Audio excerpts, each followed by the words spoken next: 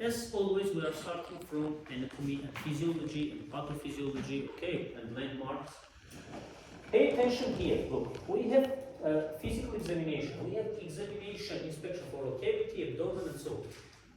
Physical examination of GIT, just going forward, I'll show you. Look, here it is.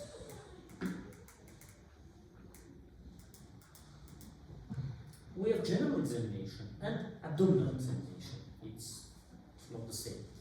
In general examination, pay attention to general inspection, hands, arms, other parts. Face, neck, mouth. Abdominal examination, exactly here we may have visual inspection, palpation, percussion, and auscultation. Like in cardiovascular system, we may have, for example, Taylor or cyanosis in general, but also we have precordial region. Now instead of precordial region, we have abdominal region. So be attentive, it's a very important issue. Now look, then you may read at home and understand. We are starting from anatomy and topographic landmarks. GI tract consists of elementary canal and accessory organs, no need to tell. Third-year students, more or less, most of them had reasons from topographic anatomy, yes, and so. Ligament of threads. Ligament of threads or suspensory muscle of duodenum is given for us to distinguish upper and lower GI tract. Look why you are passing topographic anatomy, for example. Why is it important in clinical practice if it's not very cold for you? I think no, you may take your lab coats on. You have? No, in general you have. You also have. You don't have. Have? No? Have. So ligament of threads. Now, one example. First of all, ligament of threads. Why? Where? It is between right cruciate diaphragm. It is connecting right cruciate diaphragm up to duodenum jejunal flexion. If you remember, duodenum has anatomically 4 parts. Yes. First part, second part, third horizontal part, and last when it is becoming already jejunal. Now, this suspensory ligament of threads or muscle is connecting right cruciate diaphragm to the duodenum jejunal flexion. The 4th part of duodenum. Okay, it has, I don't know, supportive meaning and so on and so on, but in clinical practice, if we are not surgeons, it is important for us from another point of view. It is important for us to understand. For example, we have GI bleeding, upper and lower. In 6th year, we have differential diagnostics. It is the borderline. Any structures above this ligament of threads will be called upper GI tract, below lower GI tract. Accordingly, upper GI endoscopy, lower GI endoscopy, upper GI bleeding, lower GI bleeding. That's why we need ligament of threads. This is projection of organs on anterior wall of abdomen. Of course, no need each time to take marker and write on patient's skin. Maybe they'll be like ascending colon, transverse, descending, liver is in the right hypochondric region, stomach is here, aorta with bifurcation, and so on. And spleen, of course, on the left side. Muscles of abdominal wall. Again, we don't need this. We are not speaking about fashion or models. Why we need these apps, yes? But it is important for us because look, we have rectal abdominal muscle. On the lateral edge of these, we have topographic lines, which are continuation of mid-clavicular lines. We'll need them a bit later. This is how we have projections of abdominal vasculature and deep structures. I don't know why it is mirroring here. Ah, yes, I understand. The screen is there. So look at the screen, not on the ceiling, okay? Ceiling is here, screen is here. Look, ceiling is not mirroring. After you will understand, this semester will be over. Then you will tell me that to understand you are showing something and some red points you are moving here and there. Now look, abdomen topography. We can divide abdomen, of course, imaginary, into 4 quadrants or into 9 sections or regions. For 4 quadrants, we are using 2 imaginary lines which are intersecting at the level in the middle of the umbilicus. One vertical, one horizontal.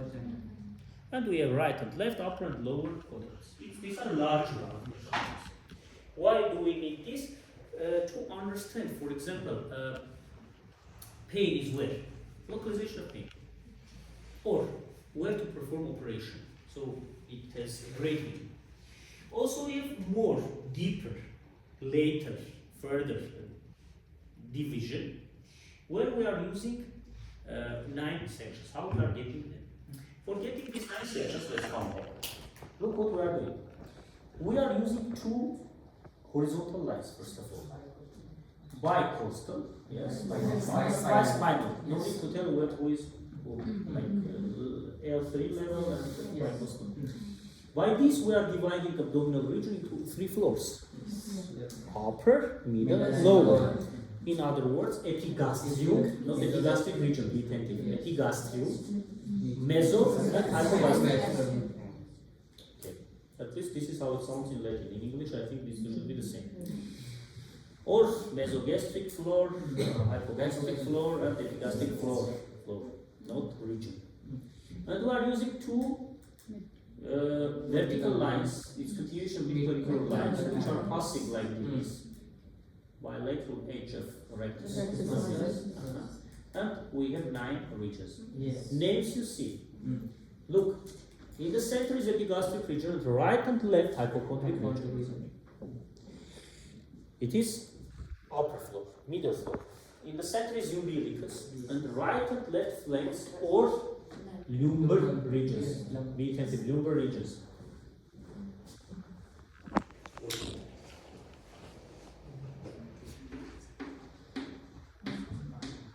But this term is not widely used for abdomen, I mean for GIT. But lumbar region is widely used for kidneys. Continuation of posteriorly. Right and left lumbar regions we have because kidneys are projecting on the posterior. We'll speak about this. When we'll speak about urinary tract properties this semester.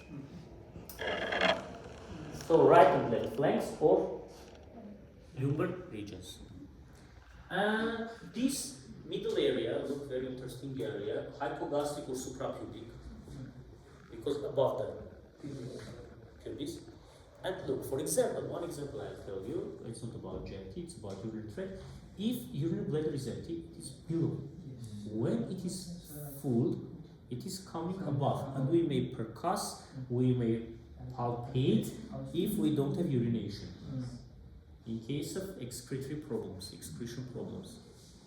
And also, of course, as you understand, we may place their transducer. And right and left iliac regions. Please do not tell inguinal. Inguinal is more surgical. Inguinal is here. You understand? It is, we need this for hernia and so on. This is classification. Next. This is mapping into 4 quadrants. You can see which organ is divided where. Mapping into 9 regions. I'm sorry. Hello? Ajan.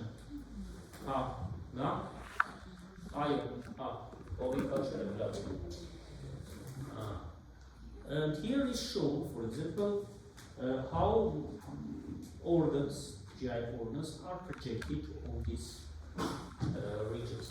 Look, liver mostly is on the right side, right upper quadrant, but left lobe is on the left.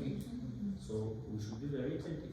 If we take into account regions sections, it's right hypochondriac region, epigastric, and left hypochondriac region. So do not always tell. Yes, of course. Mostly it's from the right. Why is it important? In 6th year we are passing differential diagnostic of abdominal pain diagnosis. And by sections we are doing. Just going forward, remember as a rule, if we are performing palpation, before performing palpation is done on the last term. At first inspection, then is done. Then we are asking, do you have any painful area? If yes, this area should be palpated on the last term. Why?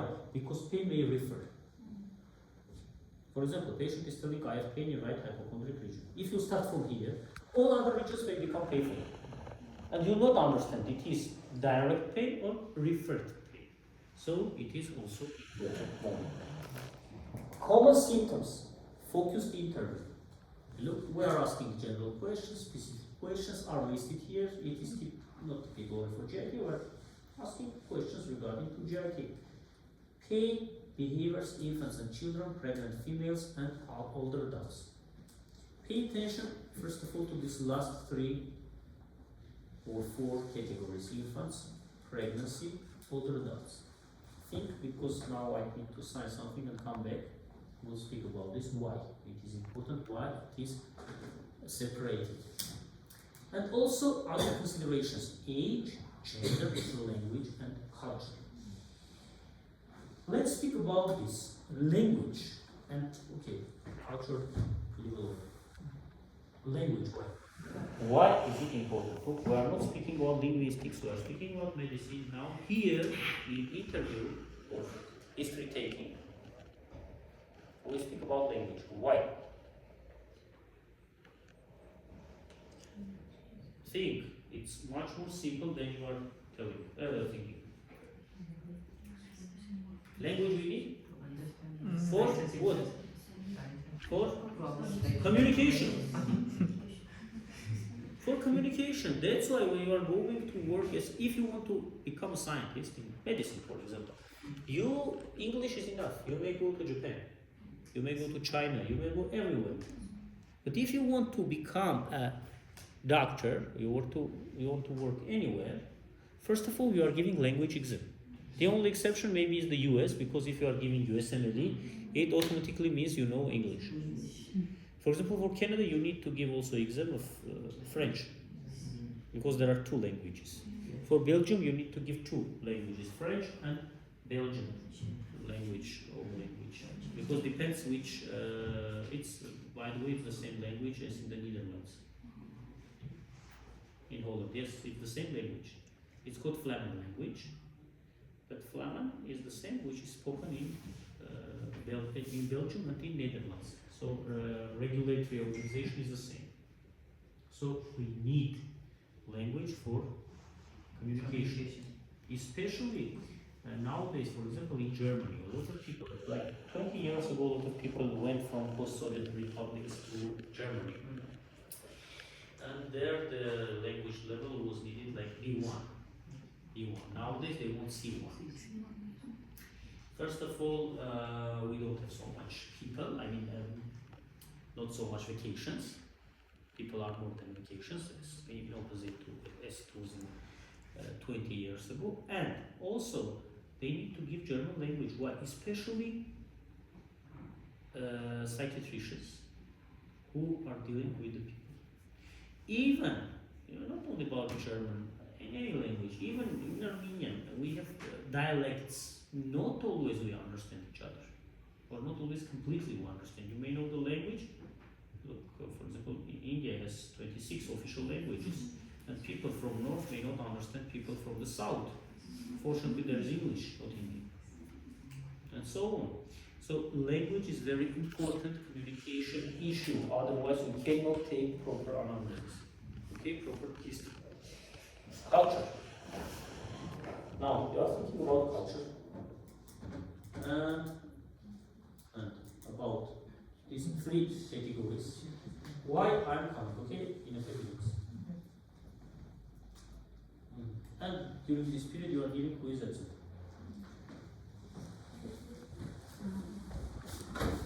Please silent.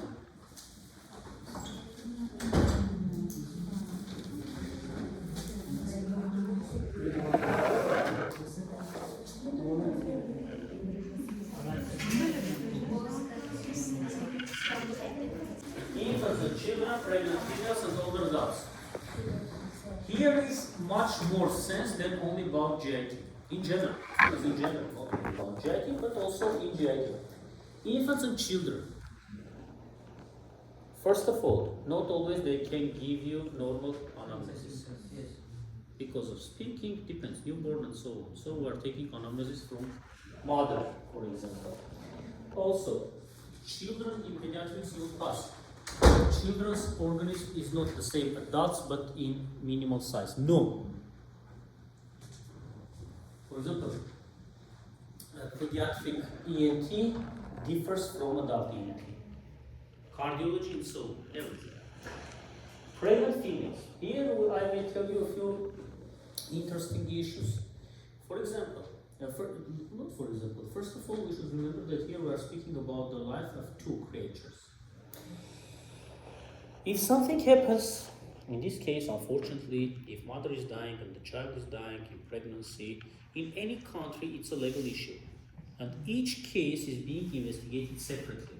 For example, if somebody will die of myocardial infarction, maybe legal issue, maybe forensic medicine, maybe procedure, but it's like expected. Any maternal case with child, it's a problem because we are speaking like about killing, murdering, or I don't know if it's due to somebody's mistake, lives. Cardiopulmonary resuscitation. If you remember, minimum is done how long? 30 minutes. Independently, it's effective, ineffective. If it's not effective, 30 minutes. Of course, if everything is restored, we are stopping. But if it's not effective, 30 minutes by protocol we are doing. But for pregnant women, we are doing 1.5 hours.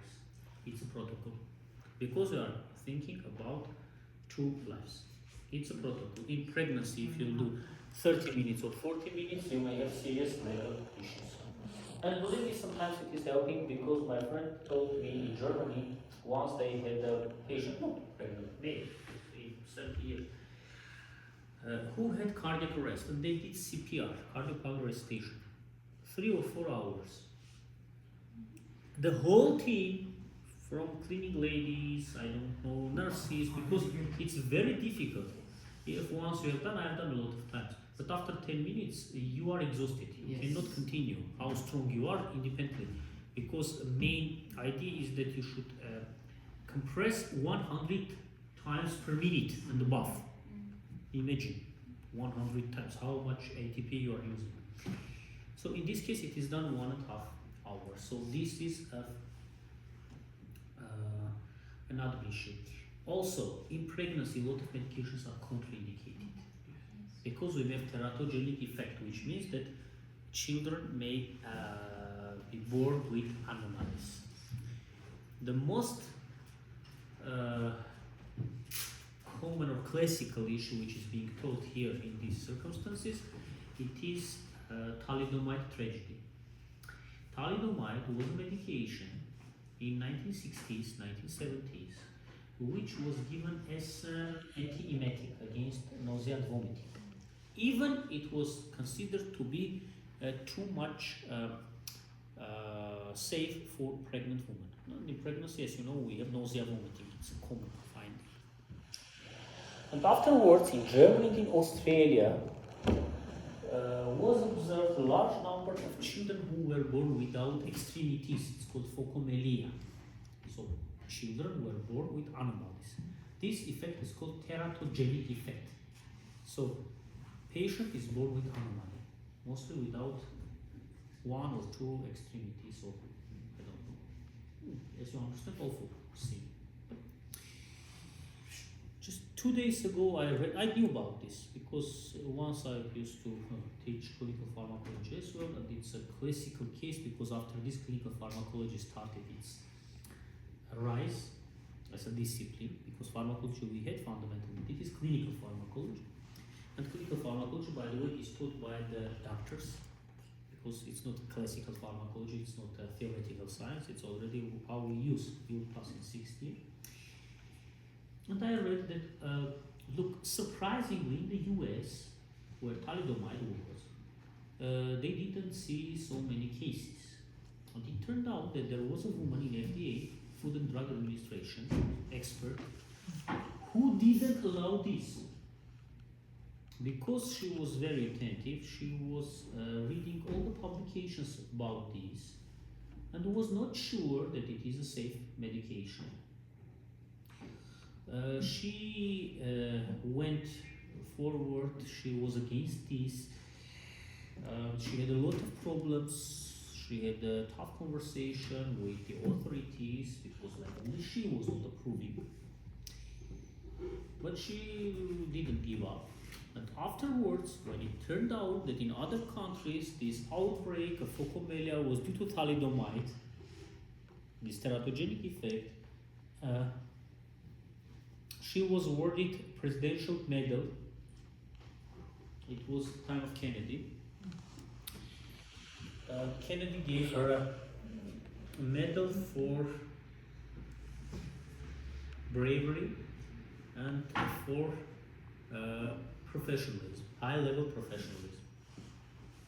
That as far as she didn't have enough information, she didn't allow medications used in the US, and in the article it was written that a lot of children in 1960s were born in the US without knowing that might be born with problems unless she was not there. She had Canadian origin but was working in the US. Name I don't remember now, sorry. So this is a problem with pregnancy.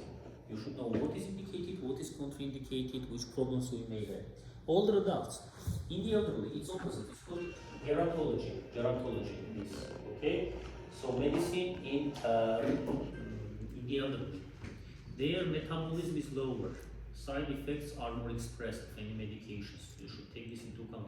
Unfortunately, now we don't have this subject here, but when you are going to other countries, at least these differences in programs we are giving, like gerontology, so medicine in the other way. Medical science, I'm sorry, Pablo. Hasa, this wasn't so much expressed due to downregulation of the receptors. In the older adults, for example, one example I may tell, pyelonephritis, inflammation of this urinary tract, it's usually has infectious origin. Classically, pyelonephritis acute is associated with fever, with chills, shivering, 38, 39. In the elderly, it may be absent. We may have behavioral changes. You look, that person is becoming not adequate, and temperature may be subfebrile. Medications, even minimal dosage, may have side effects, so one should be very careful. About language, age, gender, it's okay. Understand? We understand already. Gender, again, male-female differences. There are diseases which are more prone. Males, females. Remember that estrogens have protective meaning for cardiovascular system. They have vasodilatory effect. That's why after menopause, the rate of heart failure, coronary artery disease, and so on is being increased. But up to 45, 50 years, it's much more common in males. Culture. About the culture, it's important. For example, if we are speaking about GLP-1, we have kitchen, we have spices. A few examples. In Japan, for example, nowadays I don't know, but even nowadays, gastric adenocarcinoma is very common. Partially, not only that they have genetic predisposition, but also partially it is due to their spicy food. The same is true for Indian people. Here also we are using a lot of spices. For example, the same pepper has oncological properties, but too much may irritate stomach and it's contraindicated in peptic ulcer disease. So you should take into account which kitchen they are using, which spices, to give recommendations. Salt intake is a risk factor for a lot of cardiovascular diseases, hypertension, the same portal hypertension, for example, I was speaking about GIT. But it is coming from the culture. Salt and bread, two issues, which, for example, here in Armenia, from childhood is given to a person, forcing them. Eat with the bread. Not to be hungry, like of this feeling of satiety, and so on. Salt. Very often this movement when we add salt is mechanical. Without tasting, we are taking. That's why we are recommending patients, usually wives, to remove salt from the table. Because we don't see, we don't want very often. So habits. Culture, another typical issues. This what I'm telling based on my experience. It's not, I have not read about this, but what I have seen. Culture. One example which you know better than me, for Muslim students, Ramadan. Each year in spring, from April to May, in Nisan, okay? Exact time we don't know, it depends upon the moon cycle and so on. But 1 month, 28 days, these people are not eating, are not drinking at the daytime. Which means that they are coming to the classes and they are sleepy. I should not feel offended. For example, as a teacher, I'm telling you, not as a doctor. Because I understand that in front of me are people who are dehydrated and hungry. Of course, they replace these at night. But anyway, it's not the same, especially if it's hot outside. But if you want to go there to work, you should take this into account.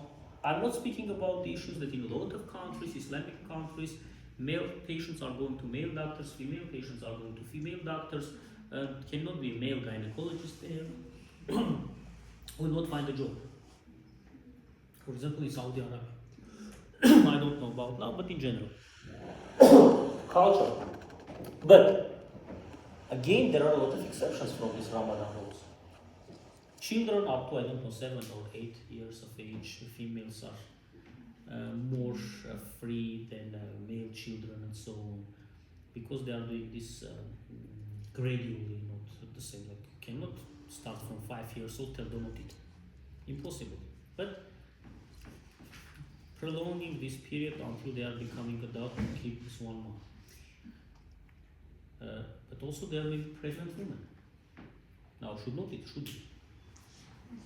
So it's an exception. Diabetic person will not eat, will inject insulin, will die of hypoglycemia. So there are exceptions which even by these Islamic authorities are given permissions, but these are special issues. The same, by the way, happens in churches, in Christian churches. You know, when you are going to the liturgy, you should not eat, you should not drink, yes, when taking this bread and so on. But if person is diabetic, has not eaten from the morning, after 4 hours you fall down. So it's an excuse already. This, as doctors, you should take into account.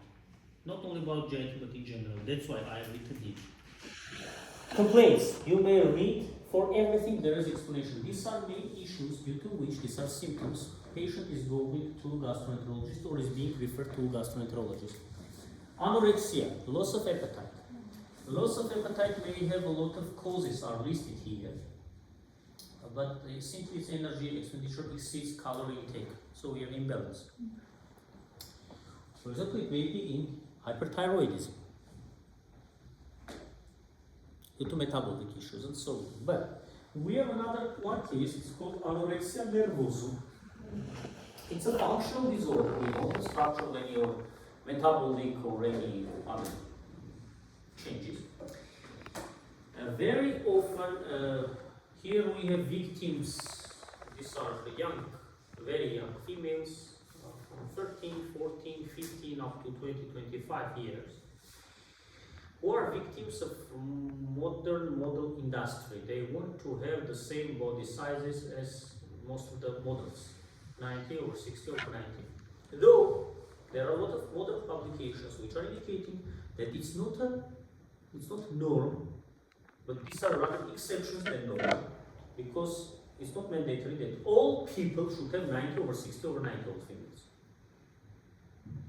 Yes, objectively, these are very few people. It's another question that maybe dresses are better seen of them. And when they are trying to behave like them, they are not eating, not eating, not eating. It is making a pathological dominant focus in the brain, and they are losing appetite. Then they are becoming exhausted, then finally they appear in the ICU. Either they are surviving or not. Very often also for this purpose are being used a lot of unneeded medications. For example, Ozempic, it is against obesity. But it should have clear indications like body mass index should be above 35 and so on, not like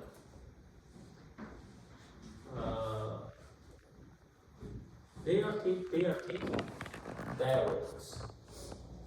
Diuretics are removing excess fluid from the organism in heart failure, in nephrotic syndrome, in volume overload conditions, and so on. But they should be prescribed by indication. But young females very often are taking these to lose weight. Losing weight is due to loss of fluid. Fluid is taken from blood, plasma, extra intracellular spaces, and so on. As a result, we have dehydration. As a result, we have hypoconcentration. As a result, we have thrombosis. And as a result, we have anorexia. So this weight loss should not be self-purpose. Of course, obesity is not encouraged. But when person, you remember last year we spoke, we have body complexion types. Asthenics, normosthenics, hypersthenics, or mesomorphic, yes, endomorphic and ectomorphic people. Who told that hypersthenics are worse than asthenics or normosthenics? Not everybody may be athletic. And athletic doesn't mean not to go in for sports. I mean by body habitus, it's something genetically predisposed. You cannot.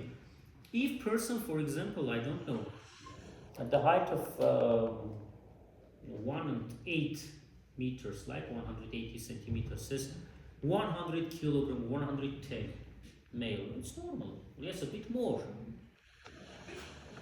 Cannot be 45 kilograms, you understand? But model industry expects this. That's why nowadays, if you are attentive, I've read some publications that nowadays are encouraged plus size models who are a bit obese. But in reality, they are not obese, but it's just complexion type. And they are not feeling shame with this. Who told that everybody, once more I'm telling, 90 over 60 over 90? It is something which is has been proven that it's more exceptional rather than normal. Extra weight is a problem. But underweight is also a problem. Severe burns, because from burn surface we are losing. Look, dysphagia, I've just passed, next time we'll discuss, with dysphagia, and these are written causes. Even I had it, for example, odynophagia, painful swallowing, heartburn, we'll speak. And the last thing before we go, dyspepsia. It's a very large term. Maybe 70-80% of patients who are going to seek a gastroenterologist consultation have dyspepsia. But what is dyspepsia? Literally means bad digestion. All these are synonyms for dyspepsia. So to describe this may be difficult. Now, according to NICE guidelines, these are British guidelines, dyspepsia is a pain or discomfort in upper part of the abdomen, which includes upper abdominal fullness, early satiety, belching, bloating, and nausea and or vomiting. Now look which large range, yes, wide range it is covered. Functional presence of GI symptoms in the absence of any organic, metabolic, or systemic disease to explain this. If patient is coming to these complaints, first of all is done upper GI endoscopy, look. If we are finding something structural, it is organic. Gastroesophageal reflux disease, peptic ulcer disease, no steroids, and so on. But 70% and above cases is 70%. We don't have this, so it's functional. Functional may be postprandial, maybe distress syndrome, or epigastric pain syndrome. We have Rome criteria. Rome, as the capital of Italy, GI disorders, look, diagnostic criteria for functional gastrointestinal disorders. Each 10 years they are giving updates. First was in 1996, 2006 Rome 2nd. This is Rome 3rd, 2006. And Rome 4th is 2016.